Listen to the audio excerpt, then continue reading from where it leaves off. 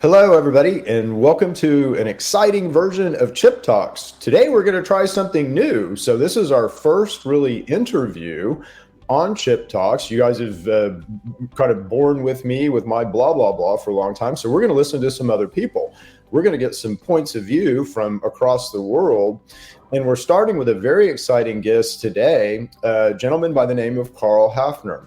And Carl lives in the UK, which is interesting in and of itself. Carl has been all over the world. He's grown some cannabis in Colombia, so I'm sure we'll talk about that. And he's a very mature and sophisticated, let's say, cannabis consultant. So please welcome Carl Haffner. I'm excited to talk to him today. So welcome, Carl, to the show. Glad to have you. Thank you. Glad to be here. Thank you for the introduction as well. It's very good. Yeah, absolutely. So we're going to have some fun. Carl and I had a little bit of fun talking, before we started everything today. So there's a lot of stuff that we could talk about. But right off, I have some curiosity, Carl. So I'm one of these I hope I'm not as arrogant as most of the EU thinks that Americans are, but I am kind of one of these heads down Americans where, I kind of pay attention to the EU, but not as much attention as I probably should. So what is the cannabis situation like there? I know Epidiolex and Sativex, but can you kind of talk about just briefly the legal situation? Can people grow? Can I get a license? If I'm patient, how does all that work in the UK? So that's a very interesting question. There's actually two markets. There's the well-being market, which obviously I'm sure in the US you're very au fait with, which actually falls under what's called novel foods in the UK. So it's controlled by the Food Standards Agency. And that is basically it's a CBD-based product and with non-detect THC. So that's one end of the spectrum, and that's been going now for quite some time in the UK. And it's a very overpopulated market with a lot of different brands all competing. And I think it's more about brand awareness rather than necessarily content. But then on the other side is the medical side. And they're really the only two spaces there is. So there's no recreational in the UK. Now, medical side is prescribed through specific clinics, and those clinics have to go through a very rigorous regulatory and licensing process. They can only buy their material that comes into the UK from a wholesale distributor. And that wholesale distributor also has to have the ability to be able to bring them in, store the product in a very secure location. They have to have a home office license and also the license for operating a clinic, which is run by the MHRA, which is part of the health authority over here. The product itself is only allowed to be prescribed in 30 grams per month per patient. And it's all done through private patients, not through a healthcare system. So they're all private clinics. You're looking at anywhere between $100 and maybe $200 a month for the supply. It's supposed to be, if it's a flower, it's supposed to be baked rather than burnt or rolled into a cigarette or a joint. And that way you're actually absorbing the right level of cannabinoids, etc. To become a patient, you have to have explored other options in your own healthcare. So, for instance, if it's pain, have you taken pain medication before? The answer, yes. Have you explored all options? Yes. Have you explored alternatives, such as occupational therapy, etc.? You say yes. If you pass through that process, then you can then move on to the final process of obtaining a prescription. That prescription has to come through a specialist doctor. So you obviously have a standard doctor and then a doctor who's classed as a specialist who is a different part of the medical community. They stand slightly above and they specialize in a different field. And they've restricted it only to the specialist doctors to to maintain the control. It's difficult to get specialist doctors to buy into it and to actually start that process. But once they've given you a prescription, then that's then passed over to the wholesale people who then ship it out based on the fact that the prescription has then been signed off by the pharmacy. So you take your prescription to the pharmacy signs it off, the pharmacy handles no material, and then it comes direct to your front door. So it's very convoluted, very complicated, and it is a growing industry, although not fast enough. I mean, it was allowed to become an industry back in 2018. And there's still, I think today, there's somewhere in the region of around 30 to 40,000 prescriptions a year, which is tiny. Yeah.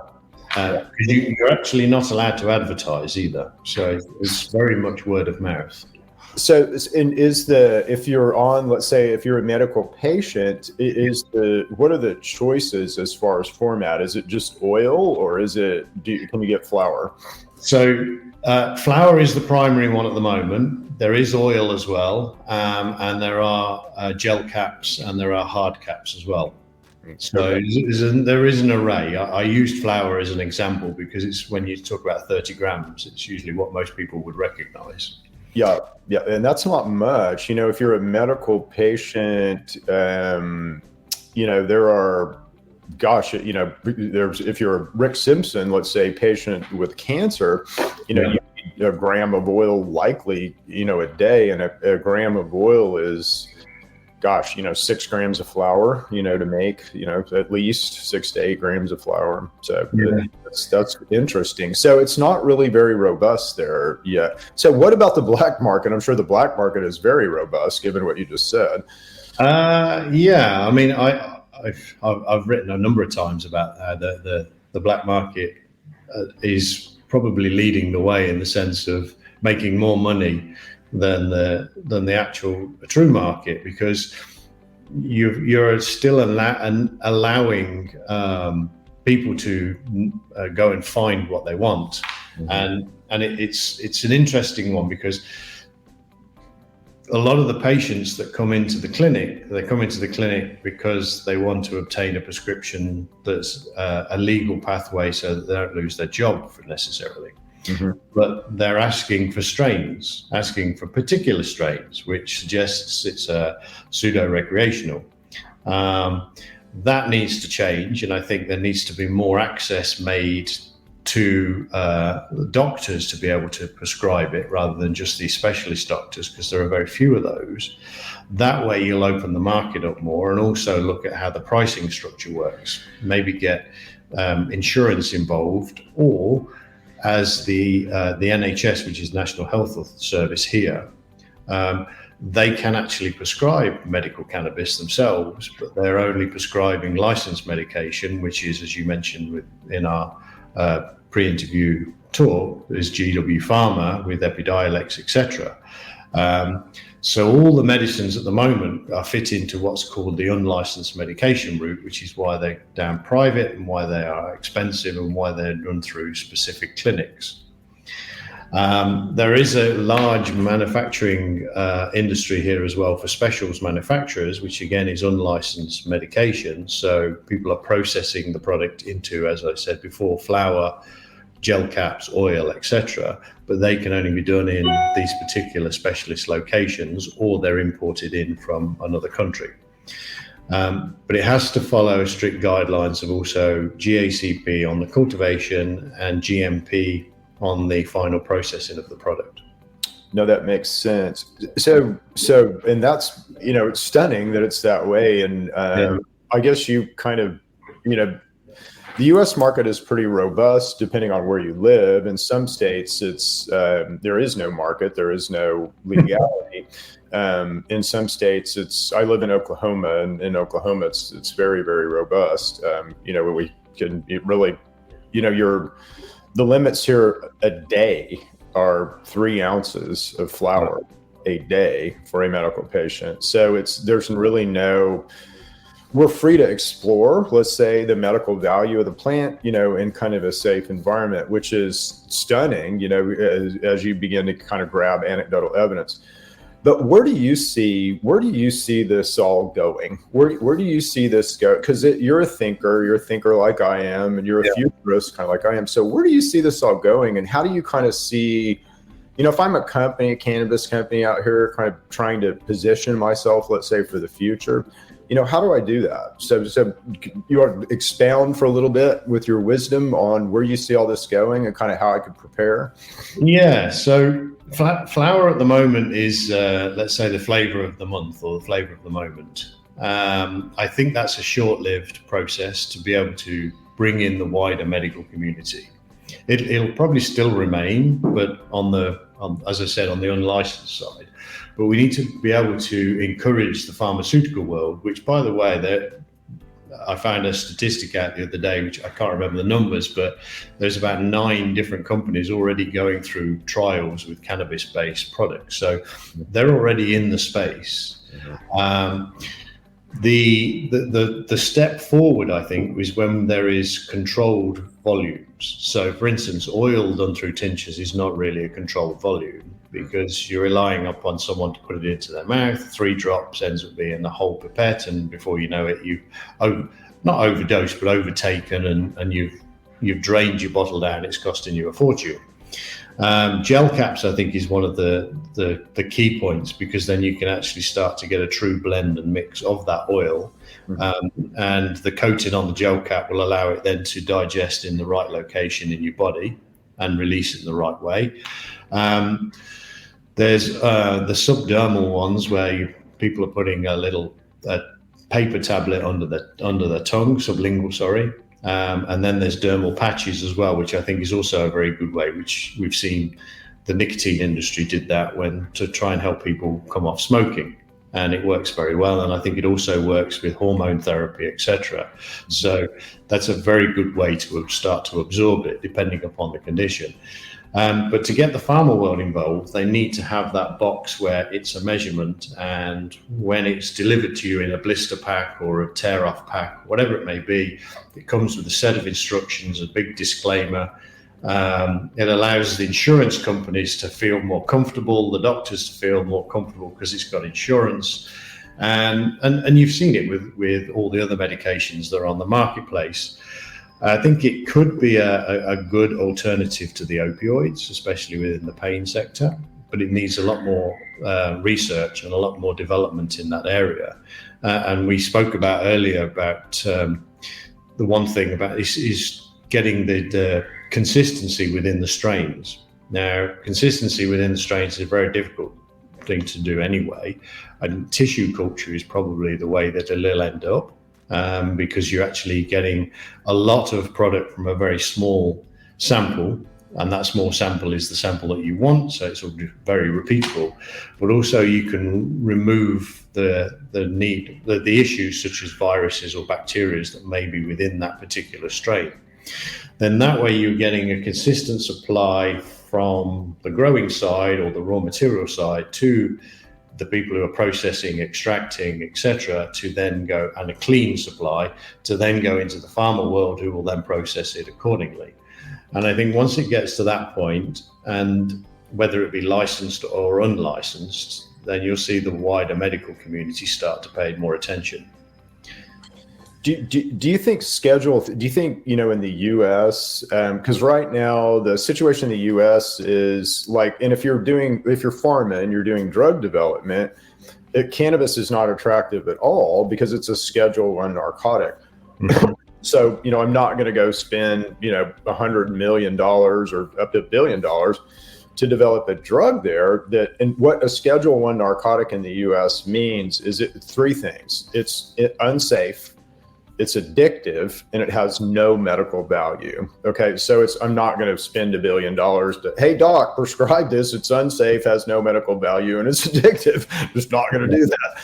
But when and again, I feel like this is imminent in the U.S. I know that if Trump is reelected, that it's part of what he intends to do. I don't know if Biden hadn't done it yet, so I don't know what will happen there.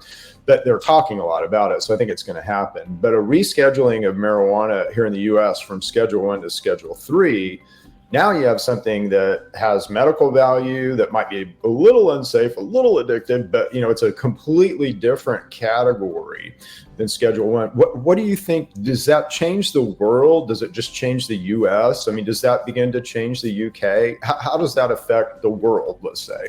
Well, we did the same here in the UK. We declassified marijuana some years ago. Okay. Not declassified, but lower classified it, should I say. And that way it didn't fit into the same category as things like cocaine and heroin. So now I think it's class C drug, which it would be class 3 in the US. It did basically open the doors a bit more in the sense of the medical people that are getting involved and these private clinics involved. And I think in the US, it will actually start to awaken the need for more of an alternative for the medical world. But it's interesting because what you said there about class 1, most opioids come from obviously opium, which is a class 1 narcotic. Mm-hmm. But I think as the world is waking up to, and especially in the US, the high rates of addiction to pharmaceutical medication, there has to be an alternative look at it. And by putting it on Schedule 3, that makes it a real alternative in the sense that it's safer, it's cleaner potentially in the sense that it's going through your system a nicer way than it would be if it was an opioid-based product. So it definitely works better. And I know across Europe as well that they've done the same. And in Europe, in various countries, and as we're only a few weeks away from the German government making it legal for recreational in the beginning of April, they're starting to wake up, and I think all eyes are on Germany to see how that experiment works. I know we all looked at Canada, and if I'm drifting off topic a little bit, there's a reason. But I know we all looked at Canada, and Canada had a great medical industry, and then it went recreational and destroyed its own medical industry to some degree. I think the way that Germany are doing it, they're going to control it within specific clubs, and then you can have so many plants for homegrown, etc. I think the rise of the black market will increase because I think the only people that benefits from recreational are the actual consumer rather than the producer.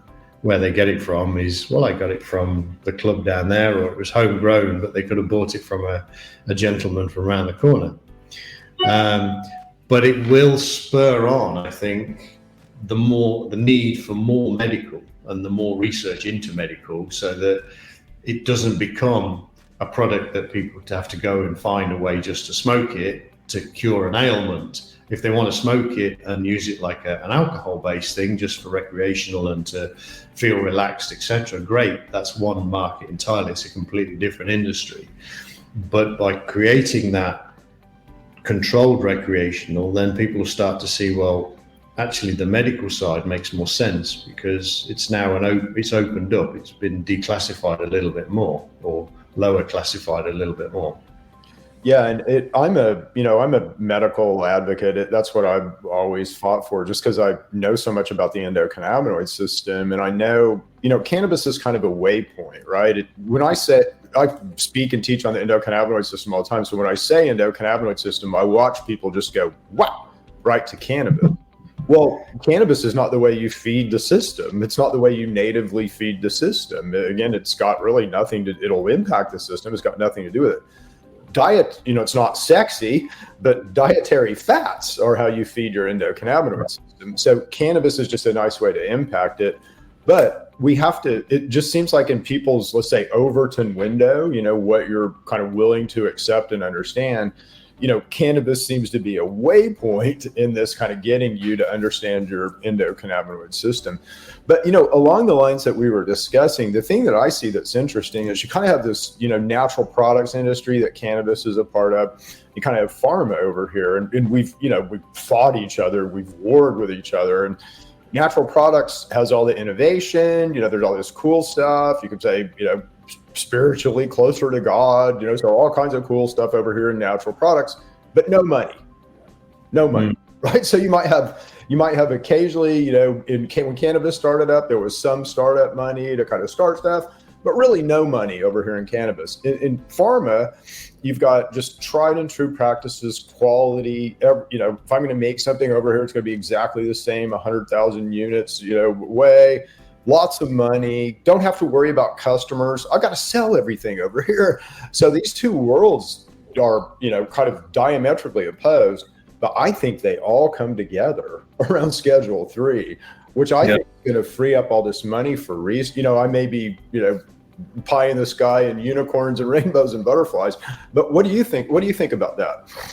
So 2 points there. So if you think about it, though, the pharma world, they all make lots of vitamins as well, which all usually come from natural sources. Yep. So they've got a very good background in how to make natural based products already, and there's a huge market for the vitamins.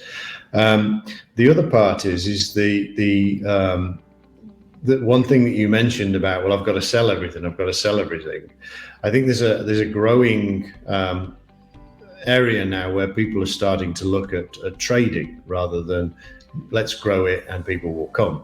And I think if you start to look for one or two clients and you become the single supplier to those clients, then it goes back to what I was saying earlier. You're maintaining that genetic strain all the way through to that particular product. Now you want to expand, have more strains, etc., but focus on making sure that client gets a consistent product that goes to a consistent clinic, goes to all the patients. A patient month on month gets the same particular product. So there is an element where they can start to sort of not necessarily grow so much and think they've got to sell everything. They'll grow to order, they'll grow to the size, etc., of how that market will be. But the other point that you made around the pharma world will always, once they step into this, there's going to be a need for raw material. Raw material comes from the plant, and the plant is going to need to be grown, and it's going to need to be grown in certain conditions, certain environments, etc. And you may have read that I advocate a lot to try and create a world where growing outdoors is one thing, and that's great. That's the artisanal way of doing it, like in the wineries. But growing for the pharma world, you need to then bring it into a lab type environment to restrict its access to the outside world entirely. And that way you can start to control, and as you and I were mentioning, the mimicking process will almost disappear. Not saying it's entirely there, but it will reduce that risk. Yeah. If I'm a pharma, and again, it may not roll out this way, but everybody here in the U.S., so you kind of have this discussion about Schedule 3, because that's the driver that I think it will bring these worlds together, at least in the U.S. But the FDA here in the U.S. has a lane called botanical new drug development. Right. And I think that's going to be kind of the genesis where everybody goes. We'll have to figure out how to protect stuff. But again, there's ways to do that. I have an issued engineering patent around doing all this. But so there's ways to protect stuff off botanical new drug. But if I'm I have this discussion with growers here in Oklahoma all the time. They go, "Oh, we don't want Schedule 3. It'll change everything." It's like, no, it won't. Again, you're going to have the chance to, if you can grow around a set of SOPs, you're going to be selling your cannabis not for $1,200 a pound. You're going to be selling it for $5,000 a pound. Because if I'm a pharma company, again, lots of people grow things. I don't want to grow things. I'm a pharma company. So I just want to write my SOPs. I want my cannabis to have this percentage of THC within a 5% window. I want to have this much CBD within a 5% window. I want to have this much linalool, this much pinene, this much whatever. And I'm going to, forget about strains. Wookie Cookie is dead. That's what the new specs are going to look like, is, flavonoids, terpenes, cannabinoids. But I'm going to write out my specs that way and then expect you to grow it. And if you can do that, I'm going to pay you a lot of money. I mean, do you kind of think that's the way it's going to go? I do. You brought up an interesting topic there that just came to mind, because a lot of the cultivators, and there's a lot of them out there that are very good, they want to get so far up the value chain. And that's a nice ambition, but they're all different business models within each step of the value chain. You don't see a grower growing corn, for instance, doing anything other than growing corn, harvesting it, putting it in a truck and shipping it somewhere else. they don't tend to then go and do the next part unless they're owned by a large conglomerate. And I think what we need to do is make sure that we protect the cultivators to a degree that they don't get stifled in the sense that they're being squeezed on the production costs or the sale price, so that they lose their margin, but more about protecting them in the sense that we need to finely tune what that product is. And as you said, it needs to have this, and this. Please, can you grow it? These are the conditions as written out in the SOP. Please mirror that SOP with your own practices, and then let's make this product the same all the way through. Yep. No, I think that's exactly, and the thing that just heads up to the industry, and, you're kind of a consultant, and let's talk about that kind of next, because I want to know, if I'm a cannabis company, how can you help me, and kind of what do you get into? But the model that's being talked about here is kind of I don't know if you're familiar with a company called Tyson who does chickens, but it's the Tyson chicken farm model where, I own the land, and, pharma will come in and loan me money to improve the land. They will own the cannabis strains. They will, basically own the operation. And, I'll produce it for them. I'll kind of run it for them. And, I'll pay back my loan, through that. And they'll promise me all kinds of money and stuff, which there's a lot of chicken farmers that are live in deep regret that they've gotten into that model. So are you hearing any rumblings about that? And then past that, sort of tell me what you're doing now as far as helping people. So you probably get in all manner of things. So there you go. Take it away. Sure. So contract cultivation, I think, is the way to go. I think you need the skills of the farmer, but the direction from the client. And I think that's definitely a future step to make sure that we maintain, as we mentioned, that consistency of strain. So what do I do? It's a good question.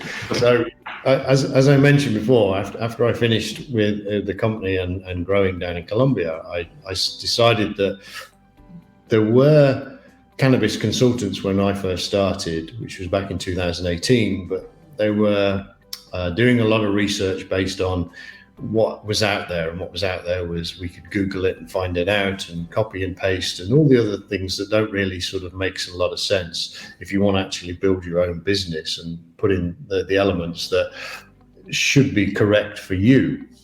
So what I do is I do everything from each end of the market. So right to the beginning, if there's a greenfield, help design the facility, lay the facility out, specify the equipment, design it in a way from a cultivator's point of view that's going to follow GACP all the way through to certification.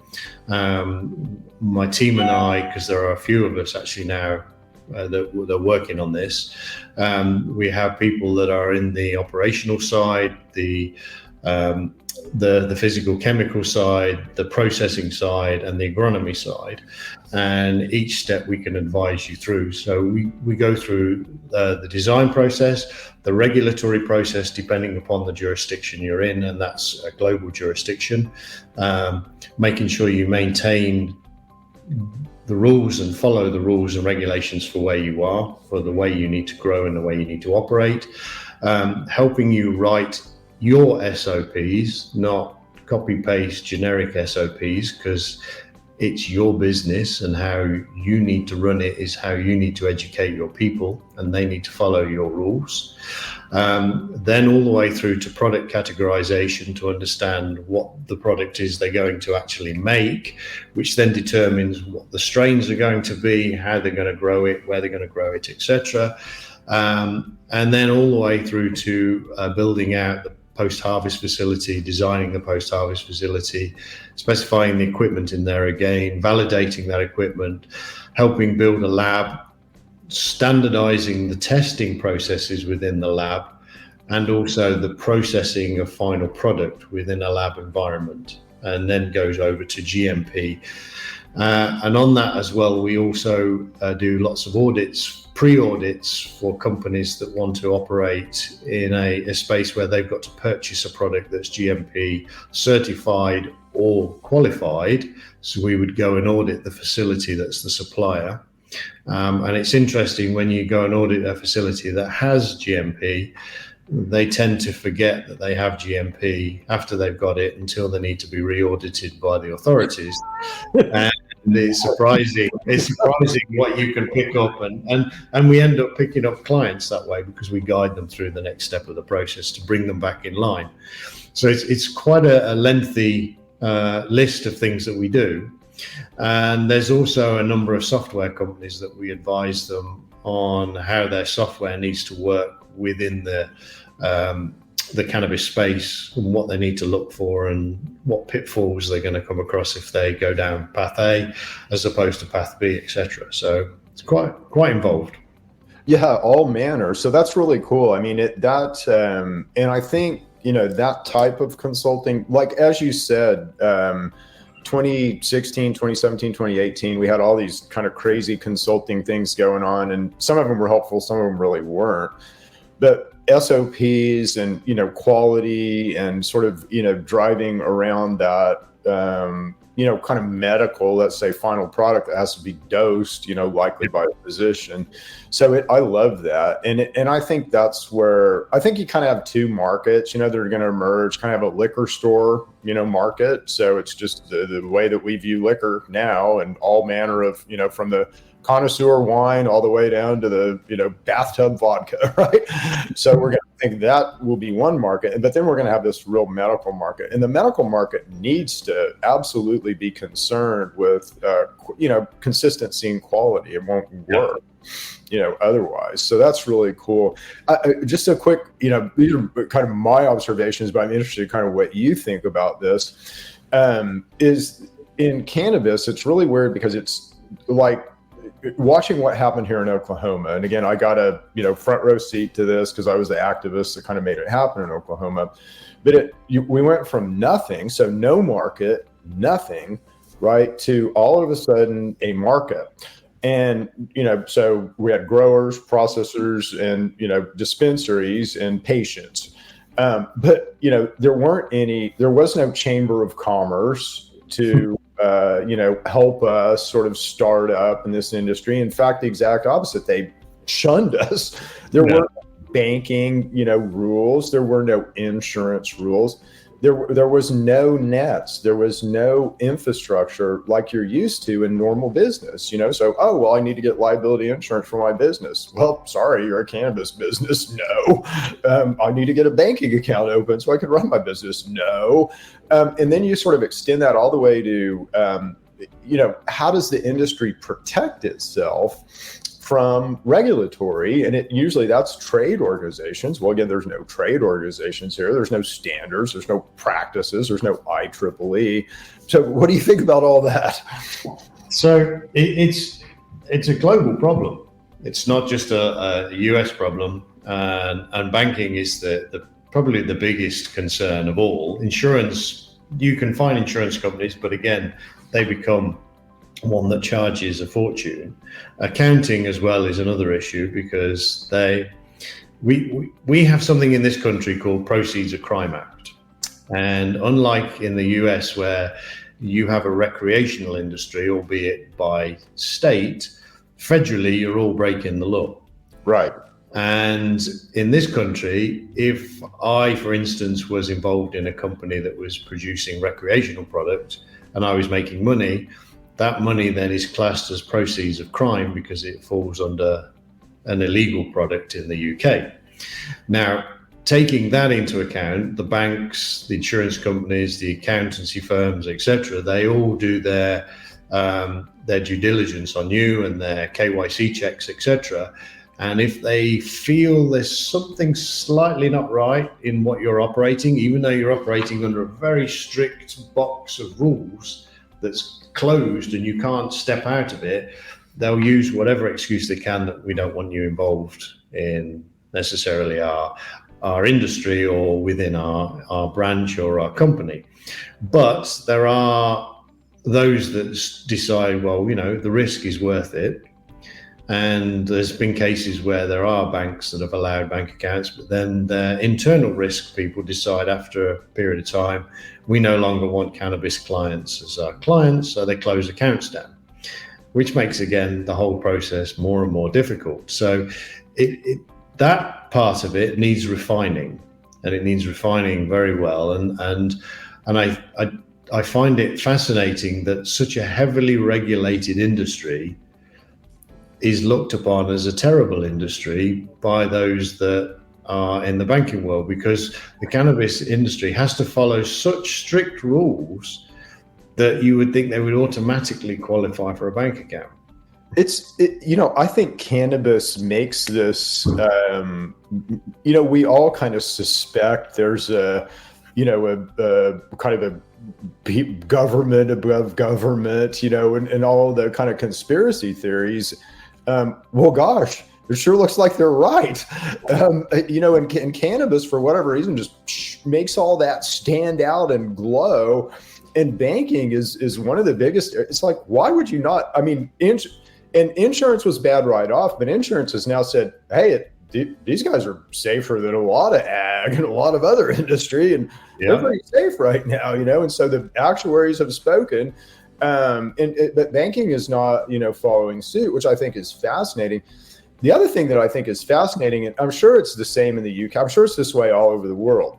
Cannabis represents the biggest disconnect between we the people, so just we the people, everybody, just us, you and me, Carl, and those that we trust to govern us.